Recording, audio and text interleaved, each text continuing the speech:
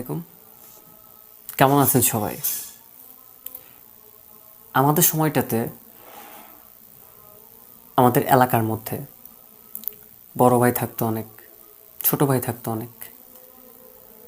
আমরা কখনো আমাদের বড় ভাইয়ের সঙ্গে বেয়াদবি করতাম না, কখনো বড় ভাইরা যেখানে বসতো ওইখানে গিয়ে বসতাম না, আবার কখনো বড় ভাইদের সঙ্গে খুব ক্লোজ হতাম না।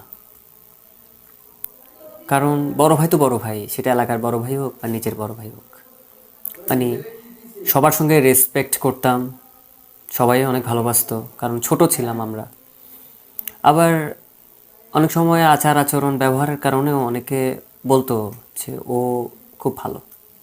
তখন এই প্রশংসাগুলো শুনে খুব ভালো লাগতো নিজের কাছে। এই জন্যই ভালো লাগতো যে আমি তখন বুঝতাম যে তারা আমাকে বুঝে দেখতে পারে।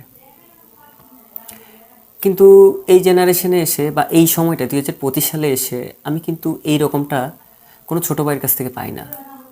বা আমরা যারা আছি তারা কিন্তু এই সম্মানটা কিংবা এই সম্মান করে কীরকম জানেন? আপনাকে বলবে অমুক ভাই, আপনি বড় ভাই সেটা বোঝাবে অমুক ভাই, কিন্তু আপনার সামনে সিগারেট, আপনার সামনে সমস্ত বেয়াদবি, আপনার মুখে যত রকমের ভাষা আছে সব ইউজ করবে আপনার সামনে, কিন্তু আপনি ওর বড় ভাই।